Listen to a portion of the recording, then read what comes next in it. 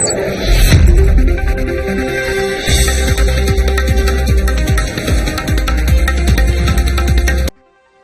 evening and welcome. You're watching the NewsTrack. I'm Rahul Kamol. What are the 6 X factors that will determine who wins Maharashtra on the 23rd of November? A special edition of the Political Stock Exchange is my top focus on the NewsTrack.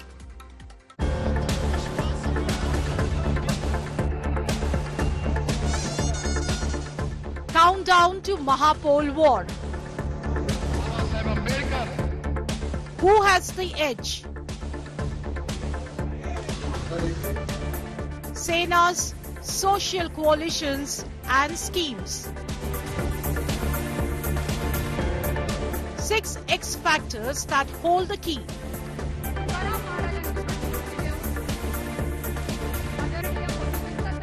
State of War Maharashtra, Political Stock Exchange. Election Commission officials checking the bags and choppers of netas in Maharashtra has become a big flashpoint in the poll-bound state.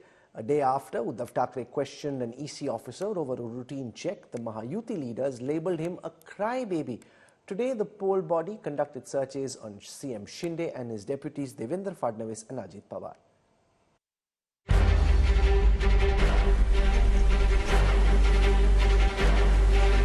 Back check, the latest political flashpoint in the state of Maharashtra.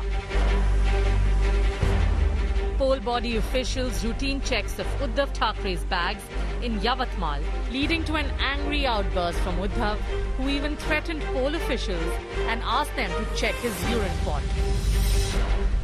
मोदींची bag तपासतानाचा मला तुमचा video आला पाहिजे. हो sir. हा तिकडे तुम्ही शेपूट बॅग रिकव्हरी माझा युरिन पॉट पण तपासा. काय उघडायचं ते उघडा, नंतर मी उघडतो तुम्हाला. एमपी गुजरातचे नाहीत ना? हा चला, म्हणजे महाराष्ट्रात तपासायला पण बाहेरच्या राज्यातली माणसं आहेत. धन्यवाद. The BJP mocked Uddhav for crying foul and threatening poll officials and posted a video of Maharashtra Deputy Chief Minister Devendra Fadnavis's bag being checked on November 5, with Fadnavis firing crybaby barb at Uddhav. आणि म्हणून बंधू भगिनींनो, रडणारे नाही, लढणारे आपल्याला हवे आहेत. आणि लढणारे तुमच्या समोर आहेत. आणि रडणारे रोज रडतात. बॅगा तपासल्या, बॅगा तपासल्या, बॅगा तपासल्या. त्या रडणाऱ्यांना मागे राहू द्या आणि लढणाऱ्यांसोबत उभे राहा. Angered by election officials checking his bag, Uddhav Thackeray questioned the authorities on whether similar checks were being conducted on PM Modi and Home Minister Shah when they come to Maharashtra to campaign. वो प्रधानमंत्री है, इसीलिए उनको अलग कानून मैं नहीं मानने वाला. सॉरी, ये मेरा प्रजातंत्र नहीं है. अगर उनको प्रायोरिटी दे रहे हैं तो मुझे भी मिलनी चाहिए. मुझे रोक रहे तो उनको भी रोकना चाहिए. उनको कहना चाहिए था उद्धव ठाकरे का हेलीकॉप्टर उड़ रहा है, आप घूमो ऊपर. क्यों नहीं ऐसा होता? मैं मेरे पार्टी की चुनाव प्रचार के लिए जा रहा था, प्रधानमंत्री भी उसी काम के लिए आ रहे थे. But it wasn't just Fadnavis and Uddhav. Election Commission teams have been conducting surprise checks on many leaders, including Deputy Chief Minister Ajit Pawar. Pawar Jr. on his part called such checks essential and urged netas to cooperate. Earlier on Tuesday, poll officials also inspected Union Minister Nitin Gadkari's chopper in Latur as he arrived for a campaign event. But this time, the mandatory checks have sparked a big political war. Bureau Report, India Today. Remember, on the surface during the elections in Haryana, things seemed a certain way between the incumbent BJP and the Congress. The Congress seemed to be on the ascendant, the ruling BJP seemed to be on the defensive, and yet there were lots of things happening in a subterranean fashion which threw up a very different result on counting day. So what we've done at the Data Intelligence Unit is work on a set of 6 X factors which we believe can potentially impact the final outcome on the 23rd of November. And remember, Maharashtra is far more complex than Haryana, where there were only 2 key parties, the BJP and the Congress, and some smaller regional parties. Here you've got 6 parties, and there's no one party which is a pan-Maharashtra force. Therefore, there are 6 parties with limited capabilities, some strengths, some weaknesses, trying to capitalize on new opportunities, but facing significant threats. So, that being said, to back up this data analytics, we've got very strong voices from the ground. I want to start by introducing Rajdeep Sardesai, who's on a helicopter. I don't know if he's still flying in that helicopter, but it looks like a bit of a cockpit. So Rajdeep joins us. Sahil Joshi and his team have been out and about all across Maharashtra, leading our coverage on the ground. We've got Amitabh Tiwari, who we worked with on the analytics piece in this show that you're about to see. Sudhir Suryavanshi joins us, senior journalist, author of Checkmate. And I have Sheila Bhatt joining us as well, who's a well-known journalist. I want to take the first X factor. That's the battle between the Marathas and the OBCs. Remember, in Haryana, the BJP was able to ensure that there was a non-Jat consolidation, particularly amongst the OBC communities. Here, we're seeing, because of the Maratha reservation agitation, a sense that the Marathas were agitating against the government of the day, particularly Devendra Fadnavis and the BJP. And you've got the BJP attempting a non-Maratha, while they're trying to split the Maratha vote, they're trying to attempt a non-Maratha OBC consolidation. So what I'm going to do first up is show you a cross-tab of 2 data sets. The first comes from the CSDS post-poll Lok Sabha data set, and the second is the pre-poll data done by CSDS, which is an academic think tank, which gives us a sense of how the political wind is potentially changing. What you're seeing on the screen is the lead that the Mahayuti, which is the NDA, has over the Mahavikas Aghadi, which is the India Alliance. So, in the Lok Sabha post-poll data, amongst the upper castes, for example, the NDA had a 20% vote share gap over the India Alliance. According to the latest data, that's now gone up to 45%, signaling a positive change in favor of the NDA to the magnitude of 25%. That's amongst the upper castes. Amongst the Marathas, during the Lok Sabha elections, the NDA had a 7% advantage over the India Alliance. That now, CSDS claims, has gone up in their poll to 18%, which is an 11% positive swing in favor of the Mahayuti. Amongst the OBCs, there was an 11% lead, lesser than amongst upper castes. That's now gone up to 16%, a 5% positive gain from the time of the Lok Sabha elections. Amongst the Dalits, the MVA was in the lead by 11%. Amongst the Adivasis, again, the MVA was in the lead to the extent of about 20%. And amongst the Muslims, the India Alliance was ahead by 62% over the Mahayuti, which is quite understandable. What's changed between the Lok Sabha and now is that the lead amongst Muslims is now 48%, which is still very substantial. The lead amongst Adivasis has gone up even further, from 20% to 30%. That's a 10% gain for the Mahavikas Aghadi. Whereas amongst the Dalits, earlier it seemed that the Mahavikas Aghadi was ahead in the Lok Sabha elections, but CSDS now thinks that the Mahayuti is ahead by 7%. So that being said, let me go to Rajdeep first. Rajdeep, on this point of whether on the ground you're seeing Maratha consolidation against the government, or has the NDA been able to split the Maratha vote in a way that while Jarange Patil and his tribe may be unhappy in the absence of Maratha reservation, they aren't so unhappy that they'll consolidate en masse against the NDA government of the day? What's your sense? You know, Rahul, while you put these numbers, sorry to add a bit of skepticism, because as I travel around, I haven't seen such a hyper-local election in a very long time. You can go constituency by constituency and the winds will change depending on who the candidate is. Caste also is certainly a factor, especially in Marathwada, where, let's be honest, the Maratha reservation factor is still there. If there is any part of Maharashtra where I saw anything remotely like a cross-region narrative, it is in Marathwada, where Jarange Patil is a factor. And the young Marathas in particular will do whatever Jarange Patil wants. But remember, every party, even in Marathwada, has Maratha candidates. So everything in Maharashtra at the moment, Rahul, I sat with a friend this morning and we went constituency by constituency.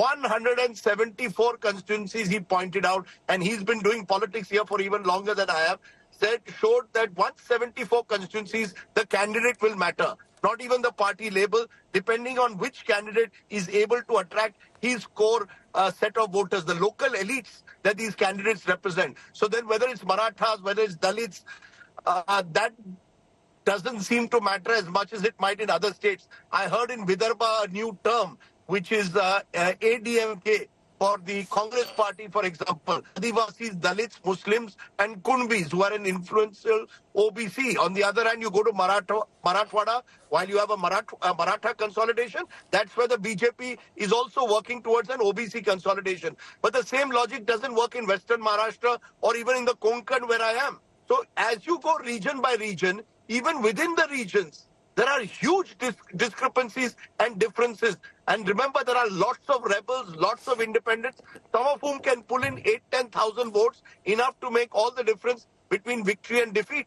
Therefore, in this election, all this analysis may well have to take a reality check, simply because I have never seen, as I said at the very outset, Rahul, such a hyper-localized election where eventually management will probably matter more than the mahal that you're able to create. Let Amitabh Tiwari respond to it, because Amitabh, what you were trying to do was to try and do a cross-tab between Lok Sabha post-poll data and Assembly pre-poll data to try and delve into how the castes and communities were likely to move. And Rajdeep there saying Maharashtra is too fractured a state at this moment, where just the significance of local level candidates, he mentioned 174 seats, and the fact that you've got so many dynamics in every seat, that those local dynamics may ultimately play a bigger role in determining the end result than the zoomed out pan-state dynamics. No, of course, whenever we have discussed Maharashtra, we have discussed that even this leads and trails, caste-wise and community-wise, will need to be looked at region-wise, because what we are seeing is that in Marathas, the Mahayuti was actually leading, while in Marathwada, it might be trailing by a significant margin, and that's why we had that sort of a result. However, having said that, there is no overarching thing in this election. It's a seat-by-seat election. Rajdeep ji mentioned about 174 seats. I'm telling you, there are 60% seats, there are rebels. I mean, there are candidates who have earlier been MLA or have contested and are have openly rebelled against the official nominee of the party. So there are rebels, not 40, 50, but more than 150 seats, there are rebels of some kind or another. So it's going to be micromanagement for sure. However, the level of intensity of the Maratha agitation compared to the Lok Sabha election, in my opinion, has declined, and that is because of the conflicting and contradictory positions which Manoj Jarange Patil has taken over the last 6 months. That's number one. Number two, as a counter to that, because the OBCs realized that there was a significant setback in the Lok Sabha, the counter OBC consolidation is higher. So that's why this gap is higher. The Maratha consolidation is reducing and the OBC consolidation is increasing. Those are important points. Sahil Joshi, you've been traveling across the state. What's your net sense after all the interviews, the interactions, the speaking to voters on the ground across the state? What's your net sense? Who's going into polling day with the stronger ground game, with more momentum behind their tails?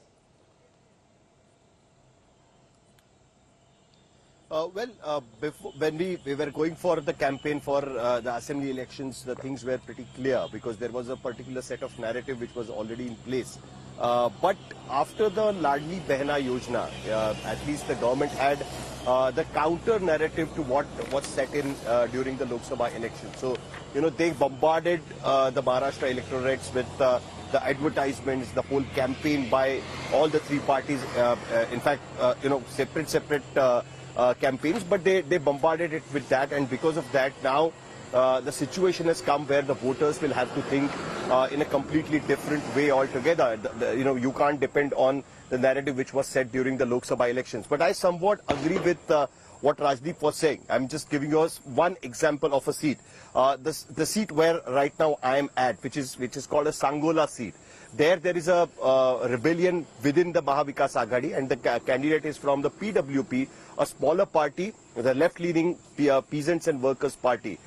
So now there is a triangular fight here, because there is a Mahayuti candidate from Shiv Sena, there is a Mahavikas Aghadi candidate from Shiv Sena UBT, and this candidate is from the PWP.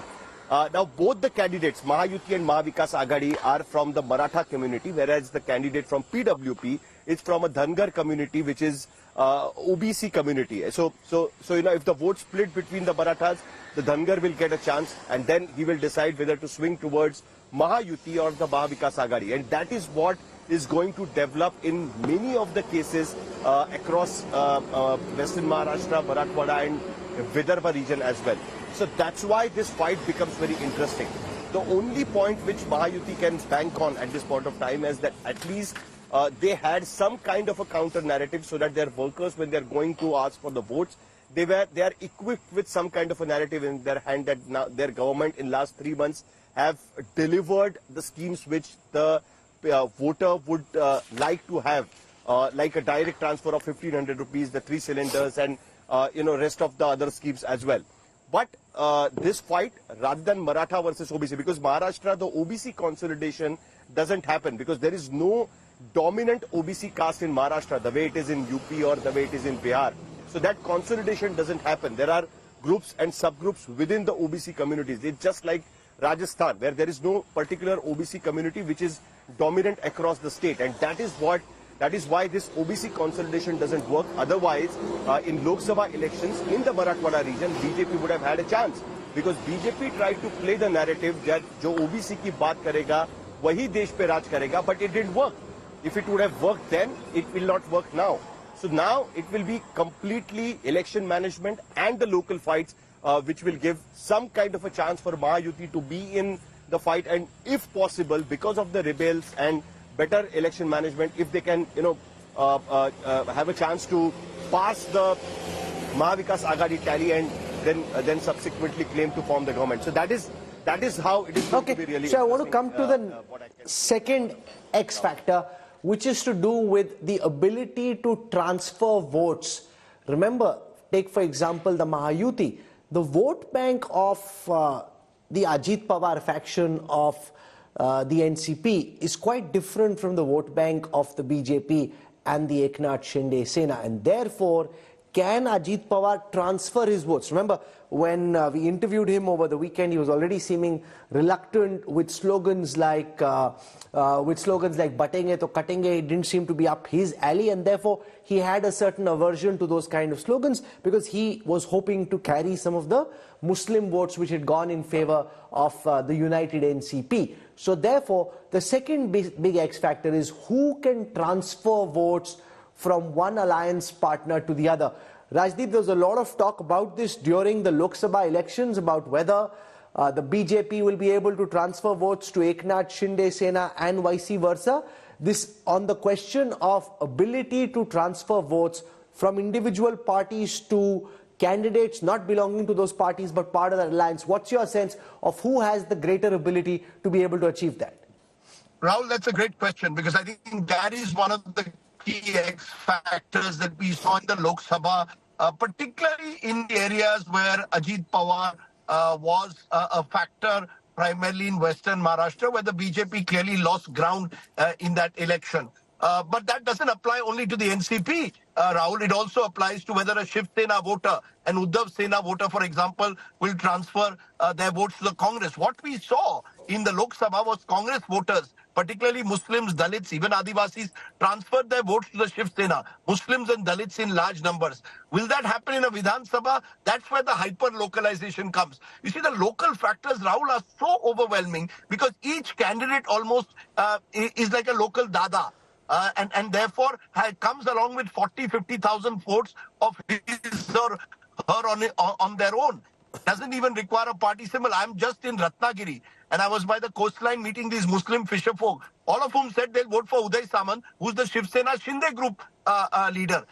I think the challenge for the BJP has been in the last few months to convince their voters to vote for Ajit Pawar, and for Ajit Pawar to convince his voters to vote for the BJP, which is why you're right on batenge to katenge. Ajit Pawar, for example, has been very defensive because he knows in a number of constituencies there is a Muslim consolidation that will take place against him and his candidates, and that could cost him seats in certain parts of Western Maharashtra. So I think vote transfer is critical. It's a major factor, as is the rebel factor. So I think these are the two X factors that no pollster really beyond a point, Rahul, can actually capture. How many out of every 10 votes, how many will get transferred? You might get that in a post poll, but in a pre-poll, very difficult to get that because constituency by constituency, even in Ajit Pawar's so-called strongholds, there's no common narrative. I just heard Sahil talk about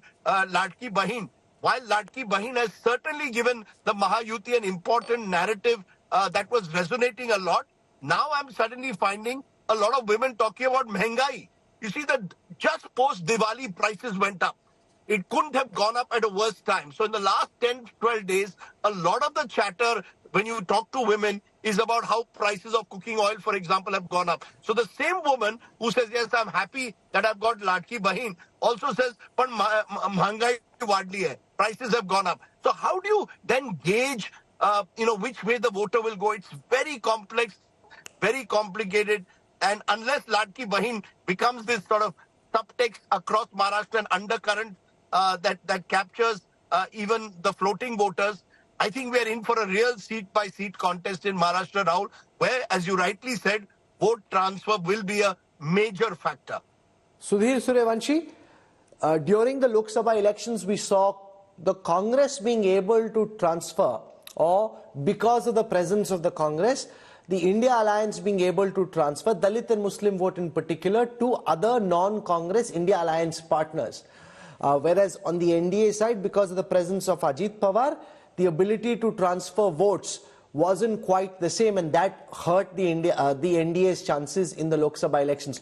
On the question of ability to seamlessly transfer votes from one party to the alliance candidate, who do you think at this time seems to have got better chemistry between voters who have allegiance to particular parties?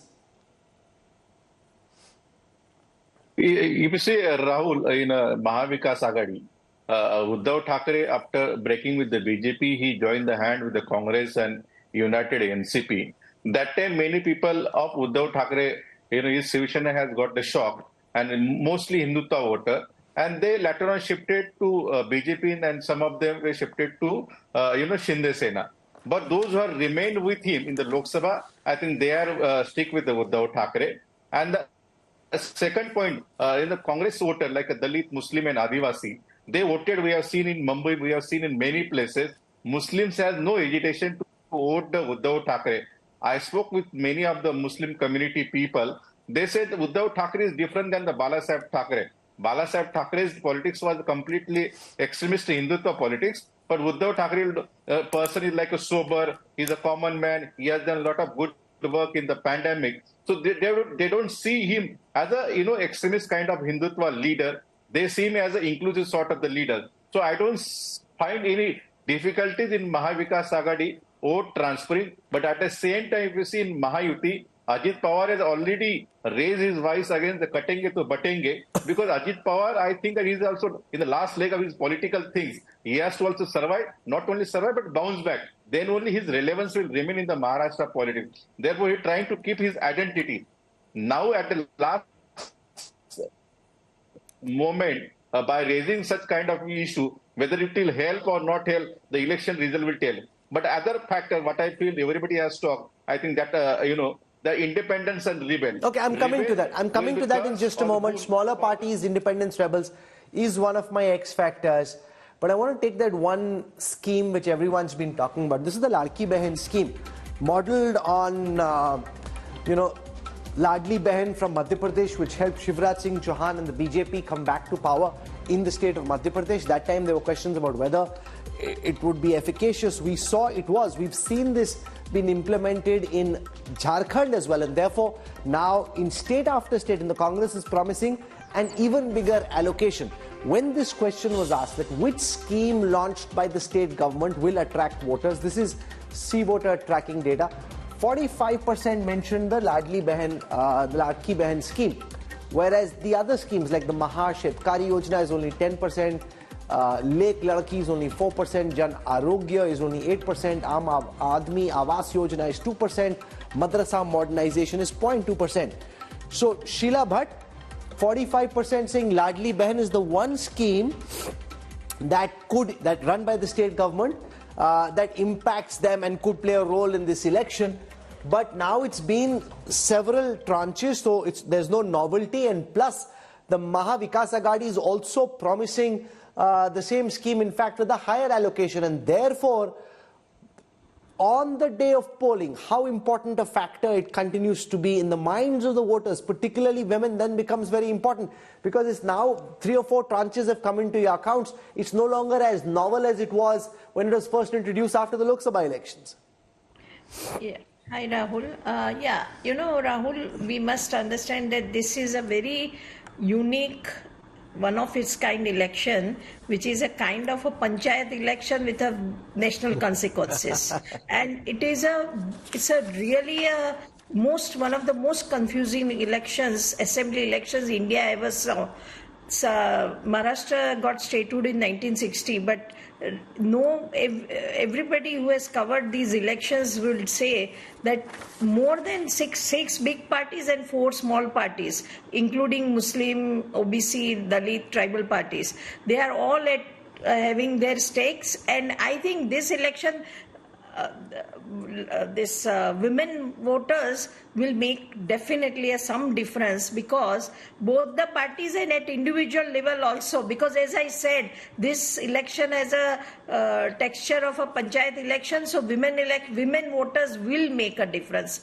And more importantly, I think the major fight is between though they are not saying, and not many analysts are saying this, but how I see it, I see this as a BJP putting its best foot forward to become a single largest party, and Congress has to ensure less and BJP below 100, because I think this Maharashtra will be a turning point for a parliamentary politics. And that's why what Rahul Gandhi and Congress started with Bharat Jodo Yatra, one of the milestone will be Maharashtra election results. That's an important point.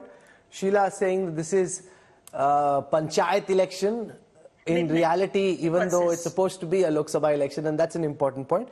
I want to take now the 4th X factor, and this is to do with smaller parties, independents. Now remember, this was very crucial in Haryana, where you had a lot of these independents, rebels, who ultimately queered the pitch. So if you look at past data, it's been counter to what we're expecting to happen in this election. If you see from 2009 to 2019, the vote share of smaller parties, these independents, rebels, actually came down. It was 32.3% earlier. It came down to 24.3% in 2019. So on a historic time graph, the seats won by independents and smaller parties was coming down in Maharashtra. The vote share was also coming down. Rajdeep, to what extent do you think it could change in this assembly election? You saw how independents and rebels threw asunder some of the calculations in Haryana. How is that factor, which is likely to be even bigger in Maharashtra, likely to play out on the 23rd? It will play out hugely, Rahul, because the difference between 2019 and 2024 is the politics of Maharashtra is even more fragmented. Sheila Bhatt is right.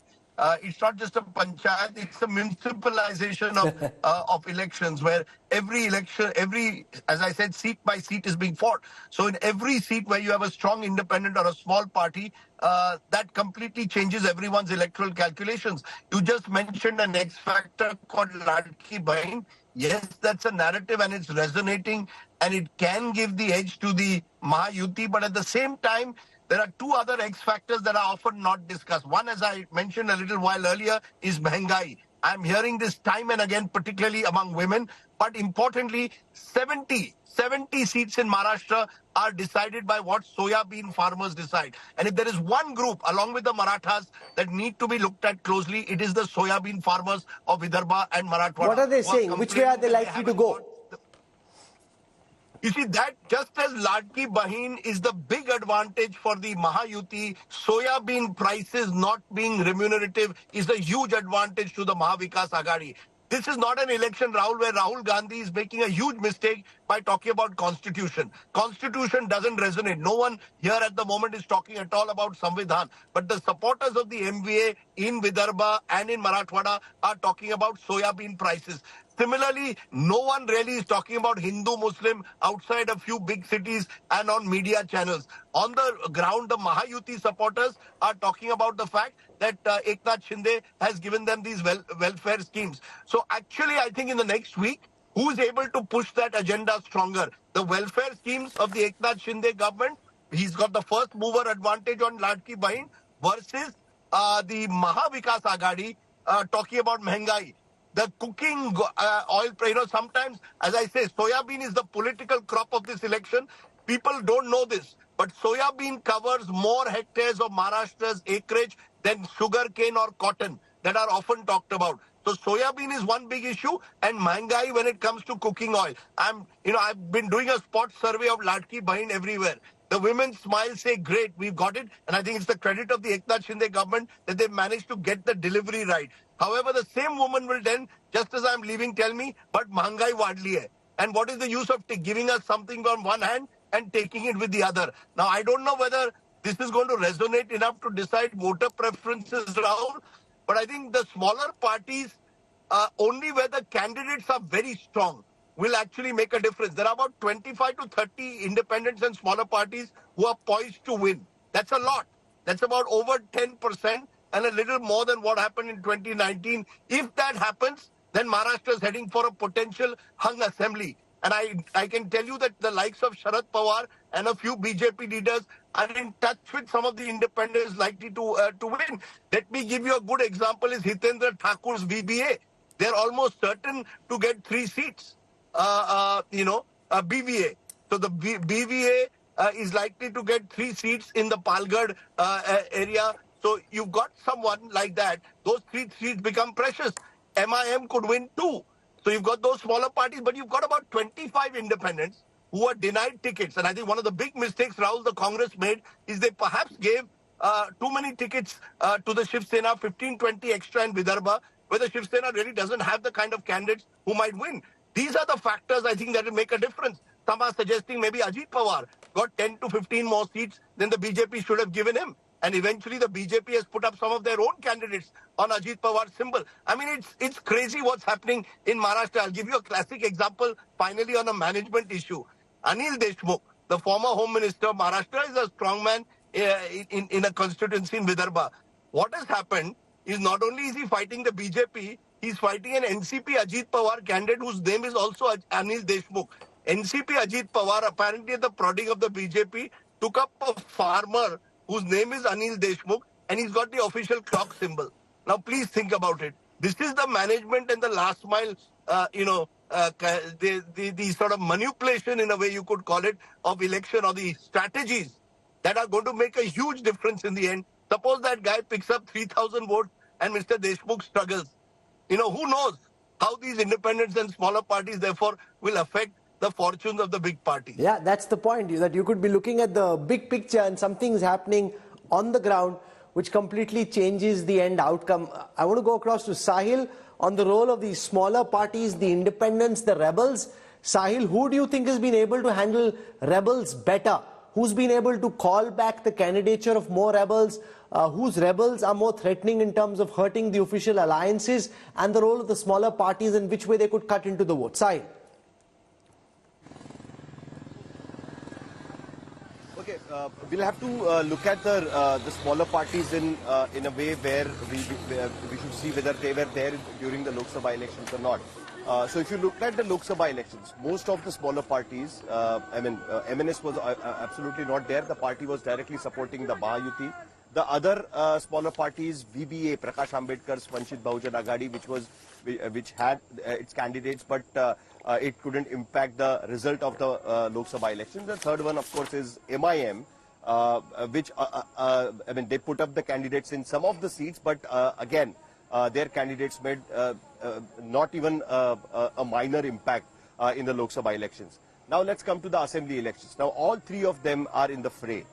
In places like I mentioned Sangola, where the parties like PWP have also put up the candidate against the Mahavikas Aghadi, even though PWP is part of the Mahavikas Aghadi. And then there are two additional smaller parties which formed a kind of an alliance just before the assembly election. One is Sambhaji Raje Chhatrapati, son of Shahu Chhatrapati, the member of parliament from Congress from Kolhapur, along with the smaller segments like Raju Shetty and others. And they have formed this alliance. Then there is a Bachchu Kadu, who has formed part of Mahayuti, and he has also formed a smaller segment in specifically region like Vidarbha. So in every segment of Maharashtra, there are smaller parties which will have kind of an impact. Now, how these smaller parties are being used? There is a fight within the alliances. Like, say, for an example, there is Mahayuti, but there is a tacit understanding between the BJP and Raj Thackeray.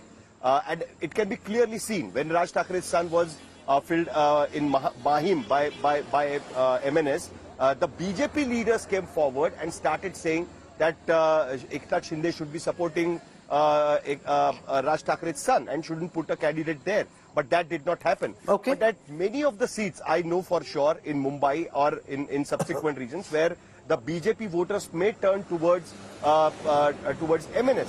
On the other hand, if you look at, say, MIM or Avanchit Bahujan Aghadi, their vote base has been completely taken over by either Uddhav Thackeray or the Congress. So they will not have this kind of impact they used to have during 2019 election. So every small parties will have some impact or the other. Okay, since I'm running out of time, I want to take you through our last X factor very quickly, which is to do with Gujarat versus Maharashtra. Remember, you've got the India Alliance trying to play up this allegation that a lot of businesses are moving from Maharashtra to Gujarat, a lot of incoming FDI projects like Foxconn, like Airbus, Tata, that they're being nudged towards Gujarat. Now, Sheila Bhatt, this is an effort to put the BJP on the defensive, that they're taking everything towards Gujarat. But the recent data suggests that actually under the Eknath Shinde government, the maximum amount of FDI has actually come into Maharashtra. Now it's really about political narrative, mahal, and what people believe. How do you see this Gujarat versus Maharashtra factor play out in this assembly election? Right.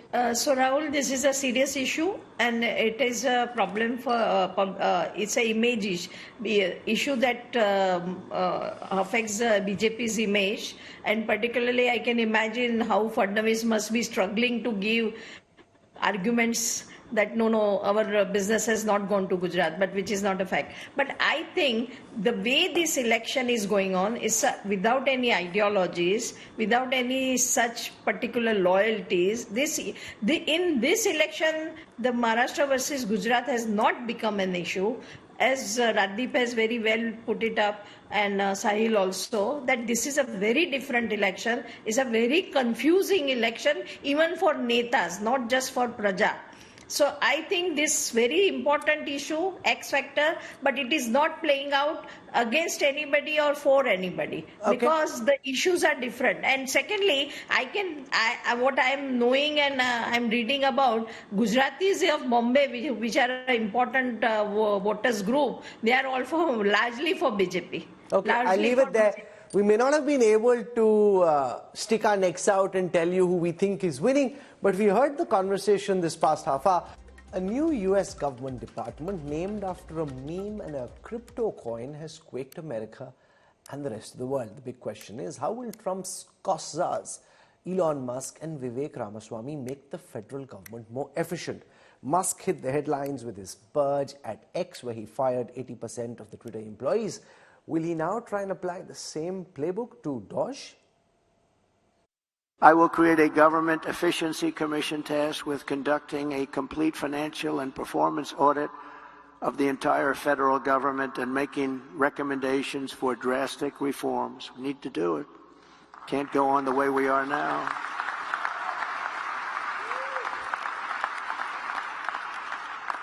And Elon, because he's not very busy, has agreed to head that task force. Be interesting. If he has the time, that'd be a good one to do it. but he's agreed to do it. Within a week of being re-elected the President of the United States, Donald Trump is walking the talk. In an order issued on 12th November, Trump picked Tesla CEO Elon Musk and biotech company founder Vivek Ramaswamy to lead an effort to cut spending, eliminate regulations and restructure federal agencies. Trump said in the statement that Ramaswamy and Musk, the wealthiest person in the world who oversees 6 companies, will lead the newly minted Department of Government Efficiency or DOGE, an interesting play on Dogecoin, the cryptocurrency Musk has frequently promoted online. DOGE will operate outside the federal government and will work with the White House Office of Management and Budget to implement its recommendations. Musk isn't expected to become an official government employee, meaning he will likely be able to continue with his business empire. Musk and Ramaswamy have a deadline, that of the 4th of July 2026, when the US celebrates 250 years of independence to complete their work. The statement by Trump says that a smaller, more efficient and less bureaucratic government will be the perfect gift to America on the 250th anniversary of the Declaration of Independence.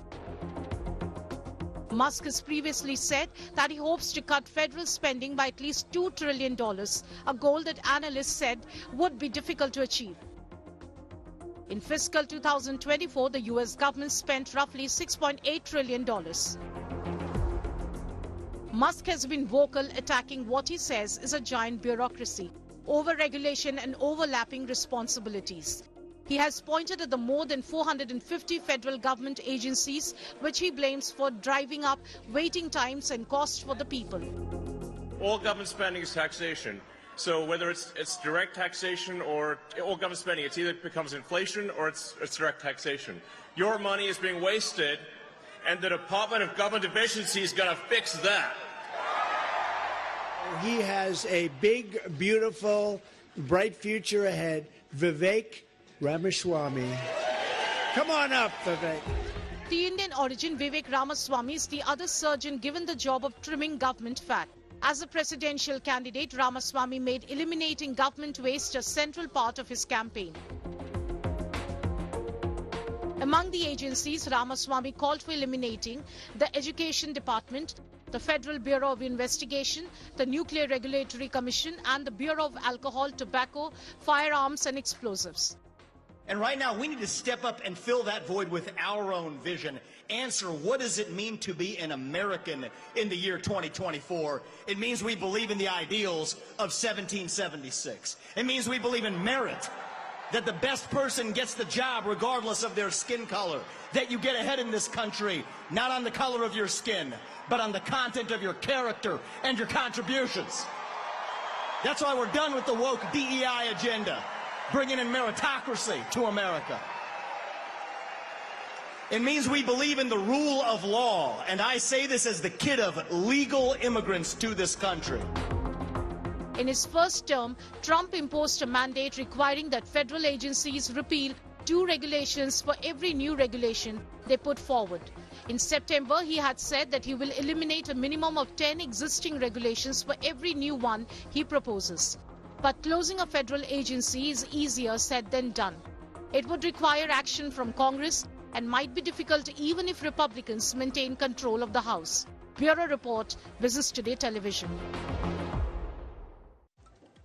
This is where I wrap up the NewsTrack tonight.